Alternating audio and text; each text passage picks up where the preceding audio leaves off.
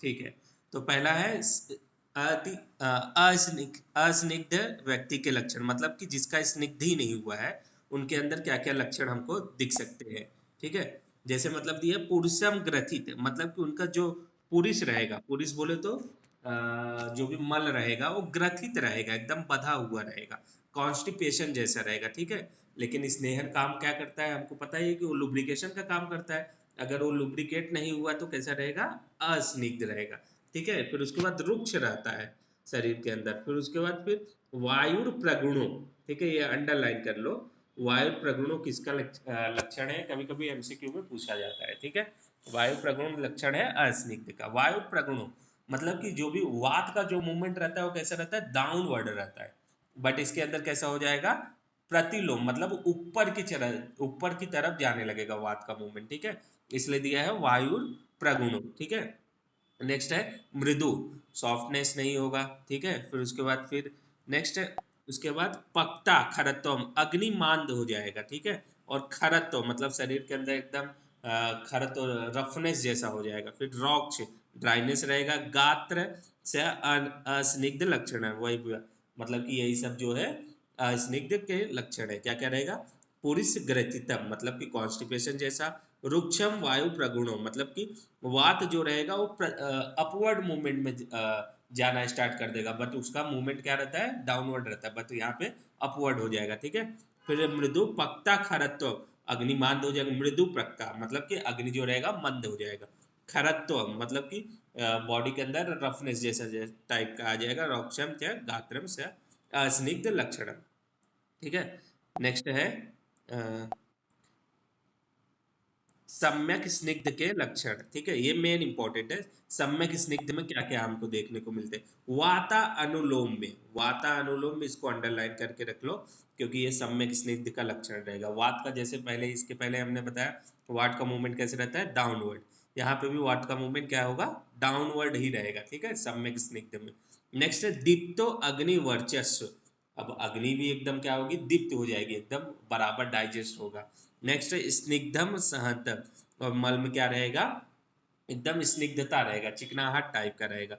मार्दवम स्निग्धता च अंगे स्निग्धम अनुपजायते, मतलब मार्दव, मार्दव बोले तो एकदम सॉफ्टनेस जैसा होगा। स्निग्ध बॉडी एकदम लुब्रिकेशन हो जाएगा। च अंगे स्निग्धम उपजायते, मतलब यही है क्या है, सम्यक स्निग्ध के लक्षण है। क्या क्या है, वात अनुलोम में पहले तो सबसे पहले वात का मूवमेंट जो है डाउनवर्ड प्रॉपर मूवमेंट कर देगा।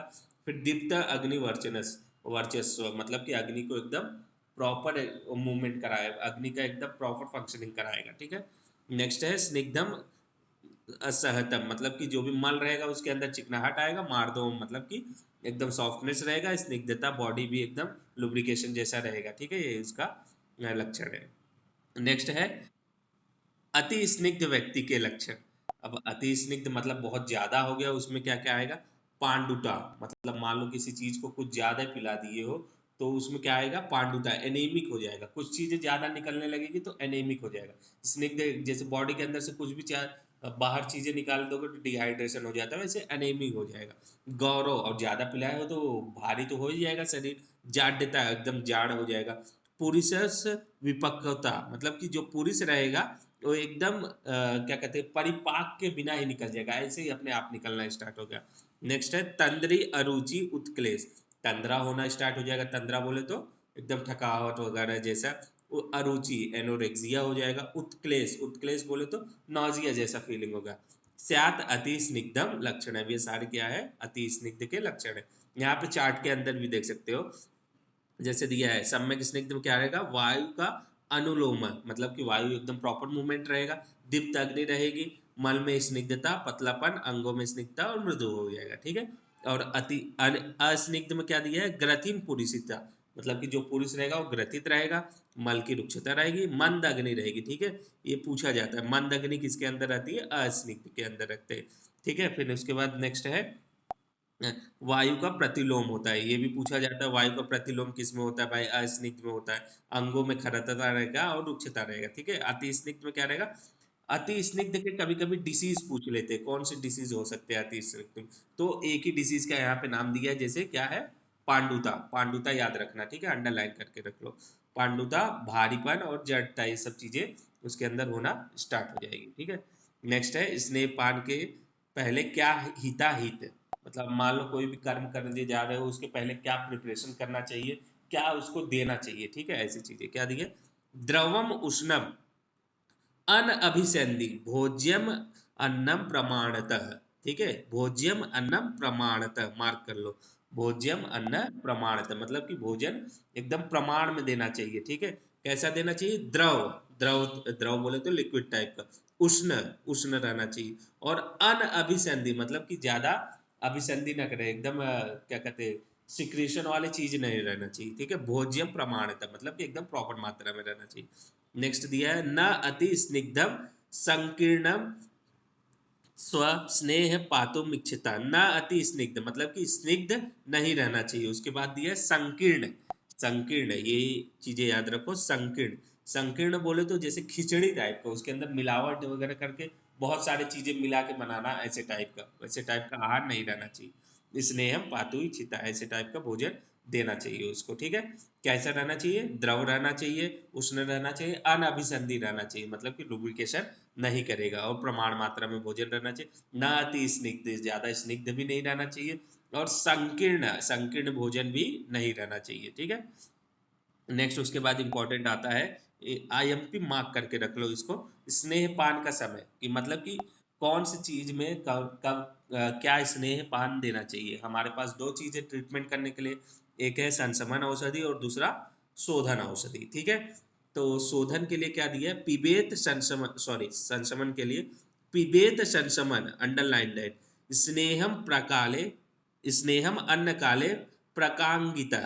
ठीक है, स्नेहम अन्न काले प्रकांगिता, अन्न काल बोले तो जब भी जब भोजन का टाइम रहता है तब हमें स्नेहपान करना चाहिए, किसमें, संशमन के लिए, या लिख लीजिए, भोजन, मनुष्य को भोजन के समय भूख लगने पर संशमन स्नेहपान करना चाहिए। जब भी हमें संशमन क्रिया करनी रहेगी तो भूख लगने पे, जब भोजन का काल रहेगा तभी हमको स्नेहपान करना चाहिए। फिर उसके बाद नेक्स्ट दिया है शुद्धर्थ पुनर्आहारे नैसे जीर्णे पिबेन्न रह, जब हमें शुद्धर्थ, शुद्धर्थ मतलब शोधन करना रहे, शोधन बोले तो पंचकर्मा थेरेपी करना रहेगा, पुनर्आहारे नैसे जीर्णे पिबेन्न रह, बोले तो क्या बोले, नैसे जीर्ण, नैसे जीर्णे बोले तो रात के बाद जो भोजन हम करते हैं वो पच जाने के बाद उसको आहार देना चाहिए। देखो दिया, यदि संशोधन स्नेहपान हो तो रात्रि में किए हुए आहार का ठीक ठाक पाचन हो जाने के बाद स्नेहपान करना चाहिए। ठीक है, संशमन के लिए कब करना चाहिए स्नेहपान, जब हम भोजन करने जाएंगे तब करना चाहिए। ठीक है, भोजन के समय, और शोधन के लिए कब करना चाहिए, जब रात का भोजन एकदम पच गया रहेगा तब करना चाहिए। दो पॉइंट इंपॉर्टेंट है। ठीक है, मार्क करके रख लो, और इसमें से क्वेश्चन पूछा भी जाता है कभी कभी। नेक्स्ट है स्नेहपान के बाद और उसके पच जाने के बाद क्या करना चाहिए। ठीक है, अब जैसे मतलब मान लो कुछ स्नेह पान ले लिए, उसके बाद आपको क्या करना चाहिए, जैसे अब कुछ फीवर हो गया आपको, उसका मेडिसिन लिए हो, तो उसके बाद डॉक्टर बोलता है ना ये मत करो वो मत करो, सेम वैसे सेम इसके अंदर भी है, स्नेह पान के बाद क्या नहीं करना चाहिए, उष्णोदक उपचारी स्याद ब्रह्मचारी छपाशय, इधर छपाशय मतलब होता है रात्रि स्वप्न, मतलब रात्रि स्वप्न, यहाँ पे दिवा स्वप्न नहीं करना चाहिए, सिर्फ रात में ही सोना चाहिए। क्या क्या करना है कि स्नेह पान के बाद गर्म जल का सेवन करना चाहिए, स्याद ब्रह्मचारी मतलब हमेशा ब्रह्मचर्य का ही फॉलो करना चाहिए। ठीक है, फिर छपाशय, छपाशय मतलब रात्रि स्वप्न करना चाहिए, रात में ही सोना चाहिए।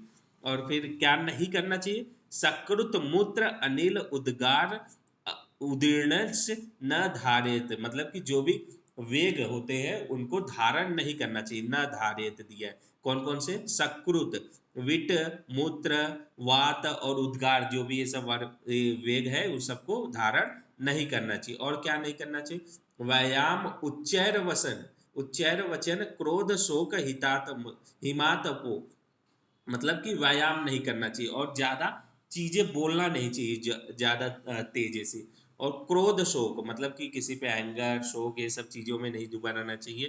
फिर उसके बाद हिम आतपो मतलब कि ज्यादा एक शीतल और धूप के अंदर, धूप के पास नहीं जाना चाहिए। ठीक है, फिर उसके बाद वर्जेत प्रवात च सेवित शयनाशय, मतलब शयन के स्थान पर बैठने का स्थान ऐसा हो जहाँ सीधे वायु न आती हो। ठीक है, वर्जेत प्रवात मतलब कि ज्यादा जहाँ पे डायरेक्ट वायु का प्रवाह ना हो, ऐसी जगह पे हमें बैठना चाहिए। स्नेह पीत्वा नर स्नेहम प्रतिभुज्यान एवच स्नेहम अभिष्यारेद जायन्ते दारुणा गदा।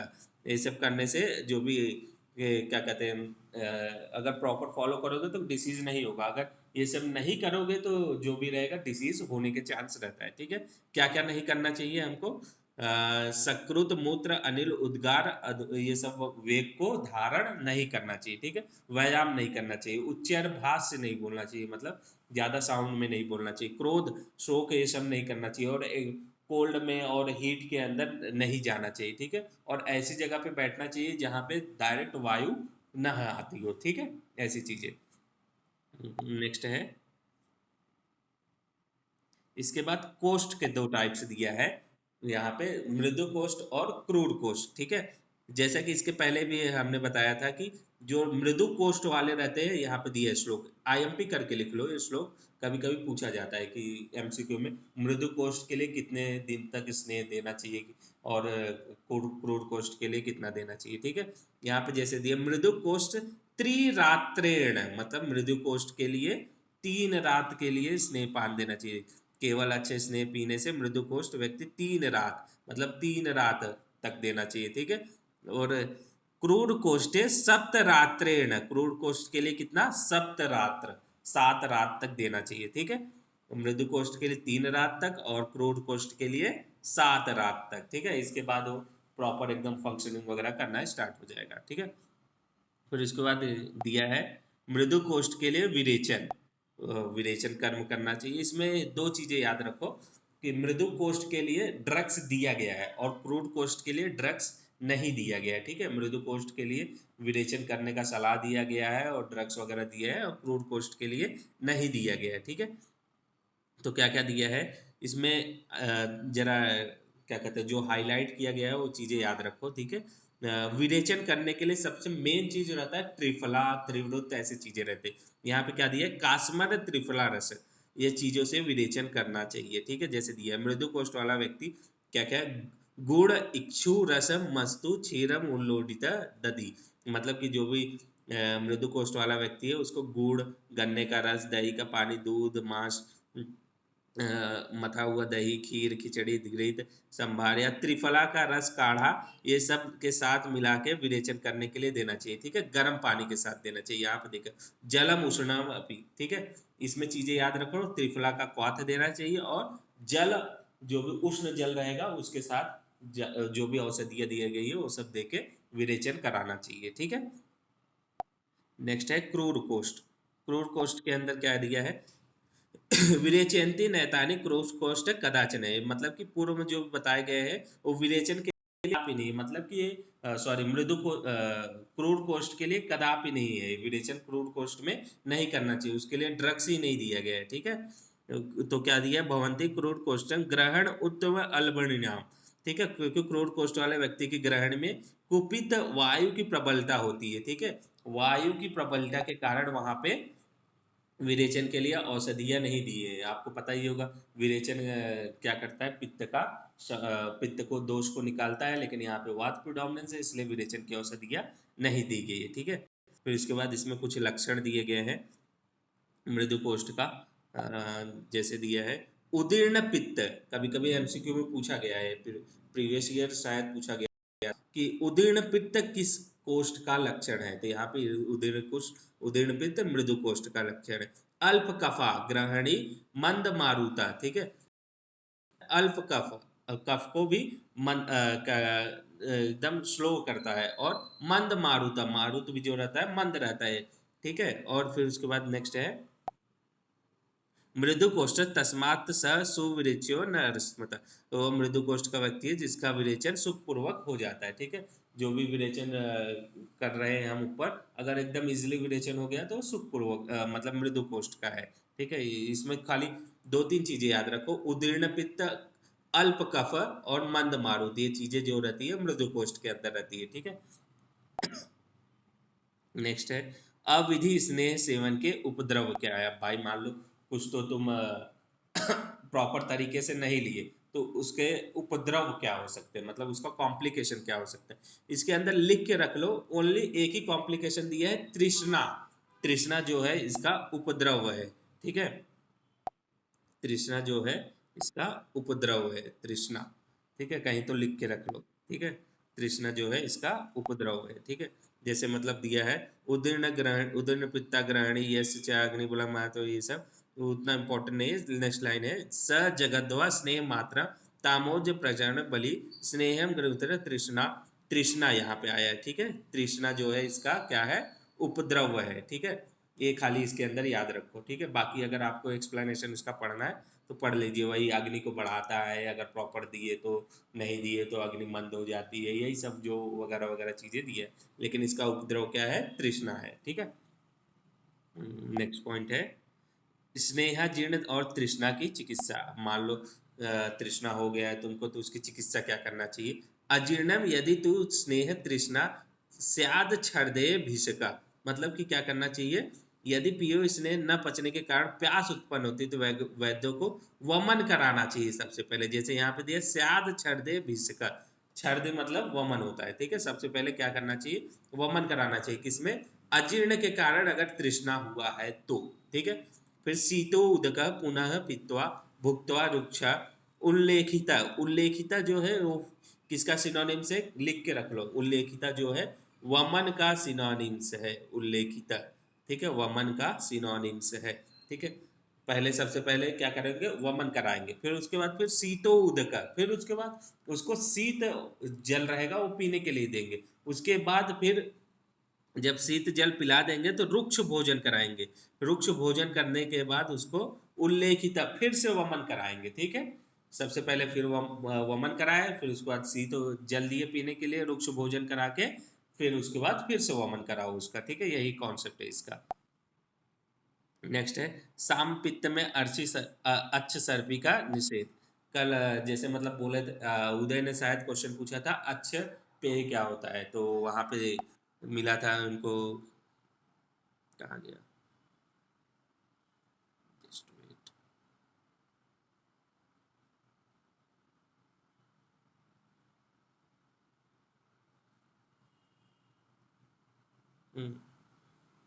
अच्छ पेय, अच्छ पेय का मतलब होता है सिर्फ प्योर स्नेह रहेगा उसके अंदर और कुछ नहीं रहेगा। यहाँ पे जैसे सेंटेंस क्या दिया था, अच्छ पेय अकेले इस मात्र स्नेह पान को प्रविचारना नहीं करते, और इसको हम प्रविचारना, प्रविचारना बोले तो क्या होता है, कल्पना होता है। आपको जैसे पता ही होगा, कल बताया गया था कि कल्पना मतलब कि किसी चीज में प्रिपरेशन करके देना, वही कहने का मतलब यहीं पे हो गया। अच्छ पाए अकेले मात्र स्नेह पान को प्रविचारना नहीं करते, मतलब कि उसको, इस अक्षपेय का मतलब ही होता है कि प्योर स्नेह है, मतलब कि प्योर स्नेह को हम प्रविचारना नहीं कहेंगे, क्योंकि प्रविचारना का मतलब क्या होता है, उसके अंदर कुछ तो मिला के देना, कुछ तो बना के देना, ठीक है। ये चीजें हो गई। क्लियर हुआ उदय।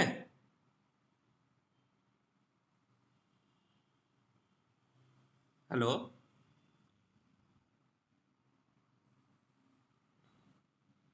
ओके ओके, ठीक है।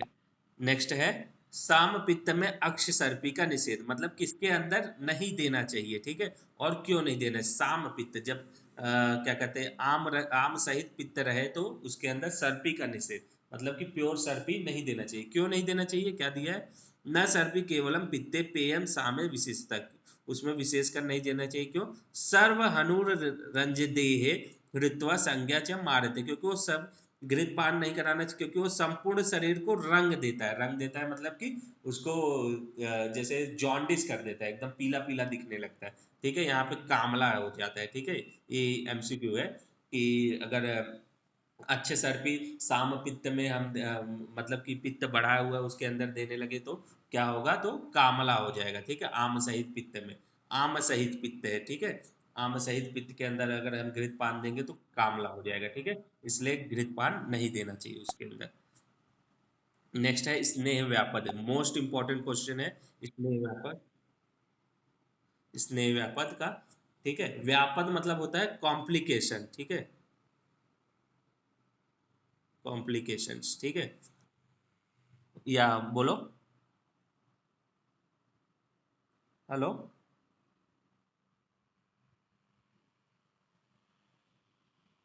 हाँ हाँ हाँ हाँ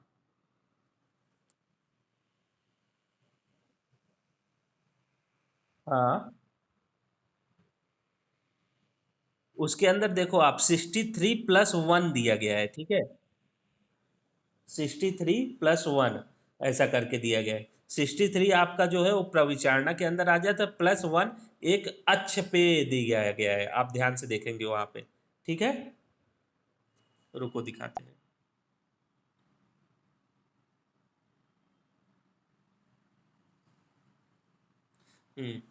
यहाँ पे क्या दिया है, षष्ठी त्रिधा, मतलब कि 63 टाइप का, और प्रत्येक केवलस्य एक, मतलब कि अकेले अक्ष पे, ठीक है। मतलब 63 जो है रस रस संयोग और एक अक्ष पे है, ठीक है, अकेले जो है अक्ष पे है, ठीक है। उसको ऐड करके बोला गया है 64 टाइप का, ठीक है। हेलो।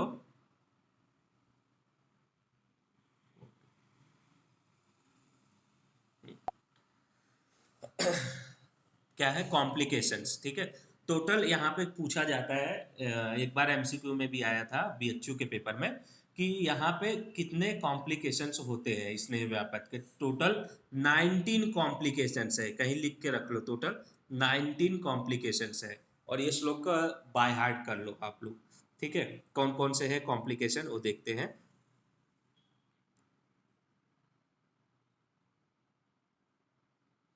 तंद्रा, सबसे पहले क्या है, तंद्रा, तंद्रा बोलो तो ठकार। सो उत्क्लेश, उत्क्लेश मतलब कि वही नौजिया जैसा फीलिंग होना। अनाह, ज्वर, स्तंभ, विसंज्ञता। अनाह बोले तो एब्डोमिनल डिस्टेंशन, ज्वर, फीवर, स्तंभ, विसंज्ञता मतलब कि संज्ञा का नाश होना। कुष्ठ, यहाँ पे डिसीज देख लो, ठीक है, कुष्ठ है, कंडू है, पांडुत्व है, सोफ, अर्श, अरुचि, तृष्णा, ठीक है। सोफ है, अर्श है, अरुचि, तृष्णा, ये सारे डिसीजेस इसके अंदर आते हैं। फिर नेक्स्ट है जठरम, अग्नि जो रहती है वो मंद हो जाती है। फिर उसके बाद ग्रहणी दोष, ग्रहणी का दोष है, ग्रहणी रोग जो भी है। स्टैमित्य, वाक्य निग्रह, शूल, आम प्रदोष जायन्ते, स्नेह विभ्रमांत, जैसे यहाँ पे दिया आम दोष हो जाता है, और उदर शूल हो जाता है। फिर जिह्वा स्तंभ हो जाता है। जिह्वा स्तंभ मतलब कि हम बोल नहीं पाते, ऐसी सारी चीजें जो भी है इसके अंदर क्या आता है, इसका उपद्रव के अंदर आते हैं। क्या क्या है, तंद्रा, ठीक है, तंद्रा है, उत्क्लेश है, अनाह है, ज्वर है, स्तंभ है, वीर संज्ञता है, कुष्ठ है, कंडु, पांडु, सोफ, अर्श, अरुचि, तृष्णा, ठीक। जठर, ग्रहणी दोष, वाक्य निग्रह, शूल, आम प्रदोष, ठीक है। टोटल कितने हैं, 19 टाइप के हैं, याद रखना। टोटल 19 टाइप के, खाली नाम है, आपको नाम याद रखना है। श्लोका पढ़ोगे नाम ऑटोमेटिक याद हो जाएगा, ठीक है। अब इसके अंदर क्या बोला है, स्नेह की व्यापत्तियों की चिकित्सा। अब इसका चिकित्सा कैसे करना चाहिए, ठीक है। यहाँ पे भी कुछ चीजें हैं, उसको आप आईएमपी में लिख सकते हो, और एमसीक्यू में आया भी है। जैसे मतलब पूछा जाता है, तत्राप उल्लेखन, उल्लेखन किसका सिनोनिम्स है। उल्लेखन जो है वमन का सिनोनिम्स है, ठीक है। उल्लेखन जो है वमन का सिनोनिम्स है। और जो लास्ट में है संसरण, संसरण मेव, संसरण जो है वो विरेचन का सिनोनिम्स है, इसको लिख के रख लो, ठीक है। उल्लेखन जो है वमन का सिनोनिम्स है, और संश्रमेव विरेचन का सिनोनिम्स है, ठीक है। तो इसके अंदर क्या बोला है, तत्रम उल्लेखनम सस्तम स्वेदम काल प्रतीक्षणम, ठीक है। उसका क्या करना चाहिए, सबसे पहले वमन कराना चाहिए। वमन कराने के बाद सस्तम स्वेद, फिर उसके बाद स्वेद कराना चाहिए, स्वेदन देना चाहिए। फिर काल प्रतीक्षणम, काल प्रतीक्षणम मतलब कि थोड़े समय इंतजार करना चाहिए, ठीक है। फिर उसके बाद प्रति प्रति व्याधि बलम बुद्धवा संसरणम में, व्याधि का बल, शरीर बल देख के, ये सब देखने के बाद उसको क्या करना चाहिए, विरेचन देना चाहिए, ठीक है। विरेचन के बाद क्या दिया है, तक्रा अरिष्ट प्रयोगस्य, तक्रा अरिष्ट का प्रयोग करने के लिए देना चाहिए। रुक्ष अन्नपान प्रसेवन, रुक्ष अन्नपान देना चाहिए पीसने के लिए, पीने के लिए। फिर मूत्राणाम, मूत्राणाम मतलब कि गोमूत्र देना चाहिए, कहीं मेंशन नहीं किया गया है, इसलिए तो मूत्र में श्रेष्ठ गोमूत्र को बोला जाता है। फिर त्रिफलायश, त्रिफला देना चाहिए। ये सब चीजें इसको देना चाहिए। क्या करना चाहिए, सबसे पहले वमन कराना चाहिए, वमन कराने के बाद उसको स्वेदन कराना चाहिए, स्वेदन करने के बाद कुछ समय तक इंतजार करना चाहिए, ठीक है। ये इंपॉर्टेंट है, समय की प्रतीक्षा करना, मतलब काल प्रतीक्षणा, कुछ समय तक इंतजार करना चाहिए। प्रति प्रति व्याधि बलम बुद्धता संसरणे में च, मतलब कि उसके बाद व्याधि का बल और शरीर देख के हमको विरेचन कराना चाहिए। विरेचन करने के बाद उसको तक्रारिष्ट का प्रयोग करना चाहिए। तक्रारिष्ट का प्रयोग करने के बाद रुक्ष अन्नपान का सेवन करना चाहिए। फिर उसके बाद मूत्र का सेवन करना चाहिए, प्रयोग करना चाहिए, और त्रिफला का सेवन करना चाहिए। ठीक है, ड्रग्स इसके अंदर क्या क्या आया है, त्रिफला आया है और तक्रारिष्ट आया है, दो चीजें याद रखो। ठीक है, नेक्स्ट है उपद्रव कारक स्नेहपान। ठीक है, फिर उसके बाद क्या दिया है, अकाल में स्नेह पीने से जिनको अनुकूल ना हो उनकी स्नेह पिलाने से जितनी मात्रा चाहे उससे न्यूनाधिक मात्रा में स्नेह पान के नियमों की उपेक्षा करने और बनाने हुए अधिक समय तक स्नेह सेवन करने के उपद्रव हो जाते हैं। वही कि मतलब ज़्यादा समय से स्नेह पान कराने से, ज़्यादा स्नेह होने से उपद्रव हो जाते हैं। वही सिंपल सा कॉन्सेप्ट है वो इतना इम्पोर्टेंट भी नहीं है। नेक्स्ट है संशोधन के लिए स्नेह पीने के क्या नियम है। ठीक है, ये बहुत इंपॉर्टेंट है, ये एग्जाम में आता भी है। ठीक है, क्या है नियम है। ठीक है, क्या दिया है, स्नेहात प्रस्कंदन। प्रस्कंदन जो है वो भी विरेचन का पर्याय है, लिख के रख लो। ठीक है, प्रस्कंदन जो है विरेचन का पर्याय है। जंतु स्त्री रात्रोपहर परतः पिबेत, मतलब स्नेह पीने के पश्चात 3 दिन ठहर कर विरेचन कराना चाहिए। ठीक है, जैसे मतलब स्नेह स्वेदन के बाद ही हम पंचकर्मा का कुछ भी कर सकते हैं। ठीक है, कब करना चाहिए, 3 दिन बाद स्नेह के विरेचन करना चाहिए। ठीक है, त्रिरात्रो यहाँ लिखा गया है। ठीक है, फिर उसके बाद स्नेह बद्धम द्रवम उष्णम च त्रयम भुक्त्वा रसोदनम। फिर 3 दिनों में स्नेह से युक्त द्रव उष्ण मांस रस का भात का सेवन करके विरेचन योग्य औषध का प्रयोग करना चाहिए। ठीक है, 3 दिन के बाद स्नेह युक्त जो भी द्रव पदार्थ रहेगा वो सब का सेवन करना चाहिए। ठीक है, और वमन के लिए क्या दिया, प्रच्छर्दन जो है वमन का सिनोनिम्स है, उसके लिए कितना दिया गया है, एक अहोरात्रम, मतलब एक दिन सम्यक स्नेह के बाद एक दिन बाद हमको क्या कराना चाहिए, वमन, और तीन तीन रात बाद, मतलब 3 दिन के बाद विरेचन कराना चाहिए। ठीक है, ये पॉइंट लिख के रख लो, इम्पोर्टेंट्स है, कभी कभी एमसीक्यू में पूछा जाएगा। ठीक है कि सम्यक स्नेह के बाद कितने दिन बाद विरेचन कराना चाहिए, कितने दिन बाद वमन कराना चाहिए। वमन जो है 1 दिन बाद कराना चाहिए और विरेचन जो है 3 दिन बाद कराना चाहिए। ठीक है, ये इंपॉर्टेंट चीजें हैं। नेक्स्ट आता है संक्रमण में स्नेहपान के नियम। नियम क्या है भाई, वो देखते हैं। संक्रमण के लिए स्नेहपान कराने पर विरेचन किए हुए पुरुष के समान ही आहार विहार का पालन करना चाहिए। यदि वमन विरेचन का समान ही नियम है, तथापि थोड़ा सा अंतर यह है कि वमन कराने पर धूमपान, एक चीज याद रखो, वमन कराने के बाद धूमपान कराना चाहिए। ठीक है, वमन कराने के बाद धूमपान कराना चाहिए। क्योंकि उसके वमन हम किस लिए कराते हैं, कफ को निकालने के लिए। ठीक है, वो क्या करता है, कफ को निकाल देता है। ठीक है, किंतु विरेचन के बाद धूमपान नहीं कराना चाहिए। ठीक है, ये चीजें इंपॉर्टेंट है। ठीक है, वमन के बाद धूमपान कराना चाहिए और विरेचन के बाद धूमपान नहीं कराना चाहिए। ठीक है, बाकी दोनों का प्रोसीजर सभी सेम ही है, वमन विरेचन का।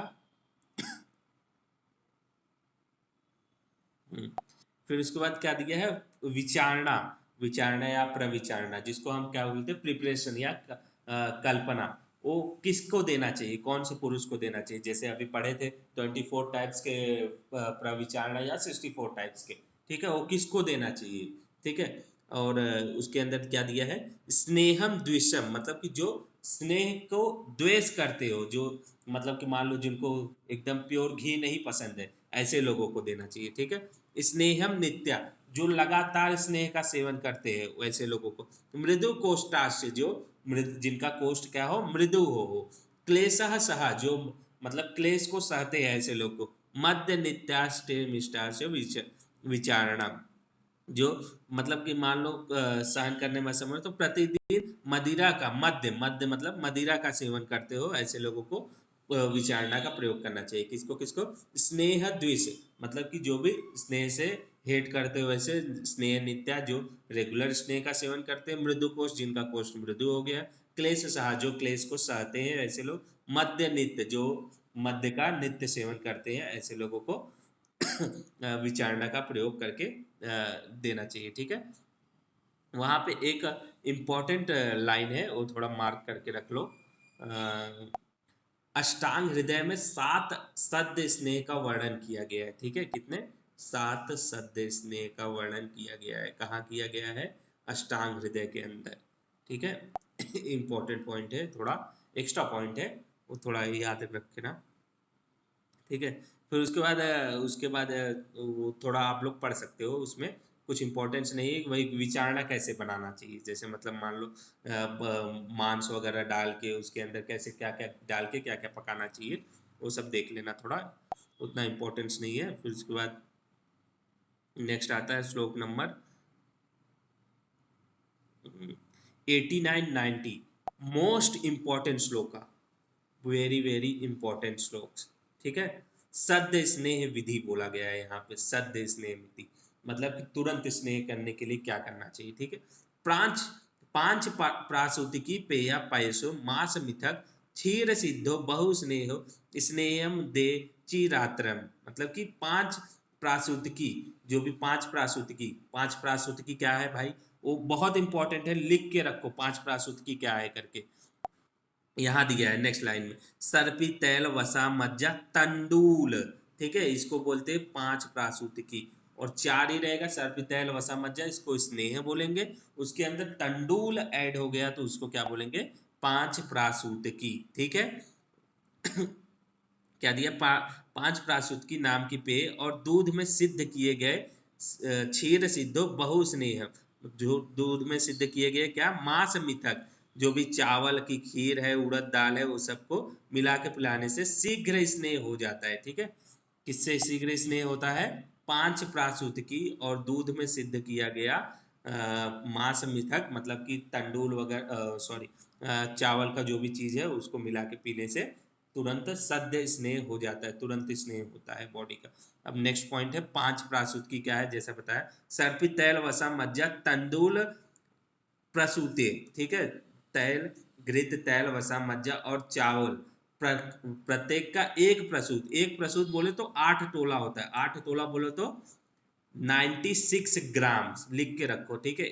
1 तोला बराबर 12 ग्राम होता है, तो 8 तोला बराबर 96 ग्राम, ठीक है। उसको लेके बनाने को पांच प्रासूत की पे बोलते हैं, चारों पांचों को लेके एकदम 8 तोला में लेके पूरा प्रिपरेशन किए तो उसको पांच प्रासूत की पे कहते हैं, ठीक है। कभी कभी एमसीक्यू में पूछा जाता है, ठीक है, पंच प्रासूत की पेय का वर्णन कहाँ किया गया है, ठीक है। अगर ऑप्शन सूत्र स्थान दिया गया है तो चरक सूत्र स्थान 13 चैप्टर में किया गया, अगर ऑप्शन सूत्र स्थान नहीं दिया गया तो सीधा लिख देना सिद्धि स्थान के अंदर वर्णन किया गया है, सिद्धि, चरक सिद्धि के अंदर इसका पांच प्रासूतिकी का वर्णन किया गया है, ठीक है। फिर उसके बाद फिर स्नेह प्रयोग में निषेध, मतलब कुछ डिसीजेज में स्नेह प्रयोग नहीं करना चाहिए, ठीक है। जो भी सम्यक स्नेह है उसका प्रयोग नहीं करना चाहिए, किसमें, कुष्ठ शोथ प्रमेय, अंडरलाइन करके रखो, ठीक है। कुष्ठ शोथ प्रमेय, इसके अंदर क्या है, स्नेह का प्रयोग नहीं करना चाहिए, ठीक है। जैसे दिया है, कुष्ठ शोथ प्रमेय से पीड़ित रोगियों के स्नेह के लिए ग्राम में आनुप और जली जीवों का मांस, गुड़ दही का प्रयोग नहीं करना चाहिए। तो भाई इसके अंदर क्या प्रयोग करना चाहिए, उसके लिए चक्रपाणी, चक्रपाणी कौन थे, कोई बताएगा, वो इस चक्रपाणी,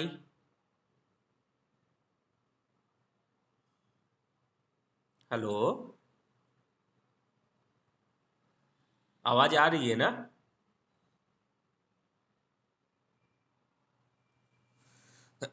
छोड़ो, चक्रपाणी जो थे वो चरक पे टीकाकार किए थे, ठीक है।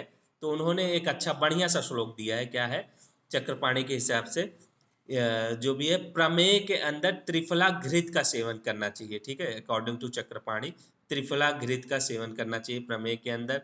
कुष्ठ के अंदर पिपली घृत और सोट के अंदर हरित की घृत, इसके अंदर जैसे श्लोक के अंदर ही स्नेह यथार्थ तान सिद्धे स्नेह दे विकारी भी पिपली भीर हरित क्या भी सिद्धे त्रिफला अपि वा, ठीक है। मतलब कि क्या बोला है, कुष्ठ के अंदर पिपली घृत का, प्रमेय के अंदर त्रिफला घृत का और शोथ के अंदर हरित की घृत का प्रयोग करना चाहिए, ठीक है।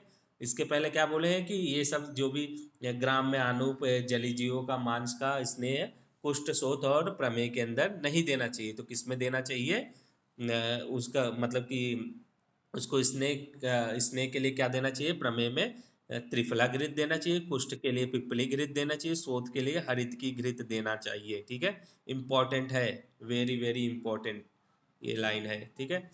फिर उसके बाद नेक्स्ट आता है विचारणा विधि, ठीक है। विचारणा विधि के अंदर ये लाइन याद रखो, ठीक है। इसके अंदर श्लोक के अंदर तैलम मज्जा वसा सर्पी बदर त्रिफला रसे, त्रिफला रसे, बदर और त्रिफला रस से किसका मतलब कि कौन से विकार के लिए देना चाहिए?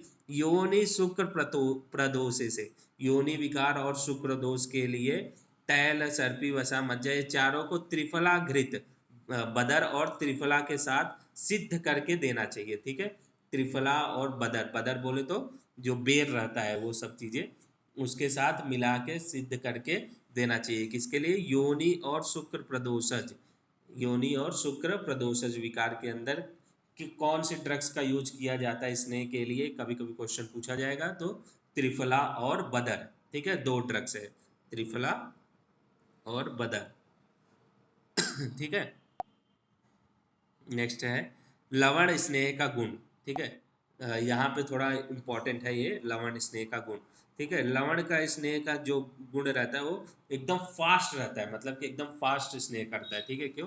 क्या है? लवण पुहिता स्नेह स्नेहम चिरातनम तद अभिषंद रुक्षम च सूक्ष्म उष्णम व्यवाहित। यहाँ तो लवण का थोड़ा सा गुण दिया है। क्या है? लवण में से सभी स्नेह मनुष्य को शीघ्र ही स्निग्ध बना देते हैं। क्यों? क्योंकि लवण क्या रहता है? अभिसंधि रहता है, ठीक है, शीघ्र ही मिल जाता है किसी चीज के अंदर।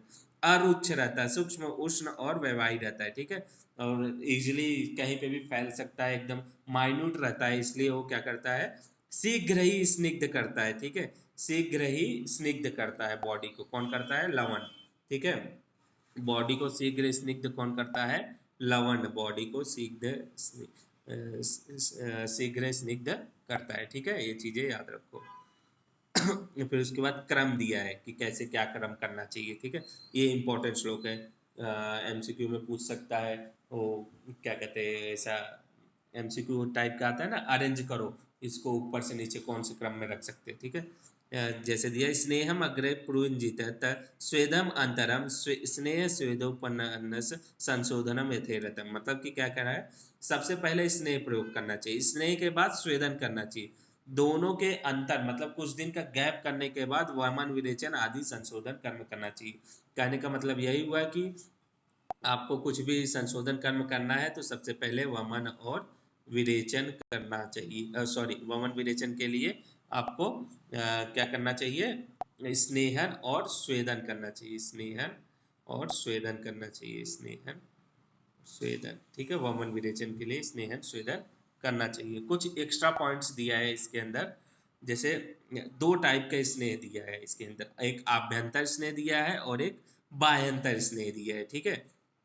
जो बाह्य में प्रयोग करते हैं उसको बाह्य स्नेह बोलते हैं, और आभ्यंतर, आभ्यंतर जो अभी हम देखे चार टाइप के, वो पीने वाले स्नेह, उसको हम आभ्यंतर स्नेह बोलेंगे। बाह्यंतर स्नेह के अंदर देखो क्या क्या दिया गया है। अभ्यंग दिया गया, मार्क कर लो, टोटल 15 दिया है, ठीक है। अभ्यंग है, लेप है, उद्वर्तन है, मर्दन है, पादाघात है, इस परिषेक है, संवाहन, गंडूस, कवल, मूर्धतैल, नेत्र तर्पण, नासा तर्पण, कर्ण पूरण, मस्तिष्क स्नेह और स्नेह अवगाहन इत्यादि, ठीक है। इतने चीज जो है बाह्य स्नेह के लिए दिया गया है, ठीक है। फिर कुछ और इम्पोर्टेंट पॉइंट इसके अंदर है। अभ्यंग, अभ्यंग का मतलब तो आपको पता ही होगा, जैसे यहाँ पे दिया है। अभ्यंग का अर्थ होता है शरीर पर तेल की मालिश करना। शरीर पर तेल की मालिश करने को क्या बोलते हैं? अभ्यंग, मतलब बोले तो बॉडी मसाज करना, ऑयल मसाज बॉडी का, उसको हम क्या बोलते हैं? अभ्यंग, ठीक है। फिर उसके बाद मोस्ट इंपॉर्टेंट चीज, कभी कभी वाइवा में पूछता है कि अभ्यंग के कितने पोजिशन रहते हैं, अभ्यंग करने के कितने पोजीशन रहते हैं? टोटल 8 पोजीशन रहते हैं, ठीक है। 8 पोजीशंस रहते हैं। क्या क्या है? कुर्सी या स्टूल पे बैठा के, मतलब कि सबसे पहले सिटिंग पोजीशन, फिर उसके बाद लेट के एकदम सुपाइन पोजीशन पे लेट के, फिर उसके बाद बाई करवट बोले तो लेफ्ट साइड में लेट के, फिर उसके बाद दाहिनी करवट, फिर राइट साइड में लेट के, फिर उसके बाद फिर उल्टा लेट के, फिर उसके बाद फिर बैठा के, फिर उसके बाद फिर से उत्तान पोजीशन, मतलब बोले तो फिर वही लिटोटॉमी पोजीशन पे लेट के, फिर बैठ के। ये टोटल 8 टाइप का इसका पोजीशन है, वाइवा में पूछा जाता है कितने टाइप के पोजीशन होते हैं, ठीक है। टोटल 8 टाइप के पोजीशन होते हैं, ठीक है। इसमें first, second, third, fourth, fifth, six अलग अलग पोजीशन है, और फर्स्ट और 8 और दो सेकंड और 7 दोनों सेम पोजीशन है, ठीक है। फिर उसके बाद फिर अभ्यंग करने से क्या क्या होता है? थोड़ा बेनिफिट्स। वार्धक्य मतलब बुढ़ापा नहीं आता है, थकावट दूर हो जाती है, वात व्याधि कम हो जाता है, नेत्र के लिए अच्छा होता है, शरीर में धातु के लिए अच्छा होता है, अच्छी नींद आती है, त्वचा गुड फॉर स्किन के लिए होता है, कष्ट सहिष्णुता मतलब कि जो कष्ट जो भी मतलब मान लो वर्कर्स है उनके लिए अच्छा है, आघात मतलब कि चोट वगैरह के लिए भी अच्छा है, कफ एवं वात विकारों को नष्ट करता है। ठीक है, ये सारी चीजों के लिए अभ्यंग बेस्ट है। ठीक है, एनी डाउट्स?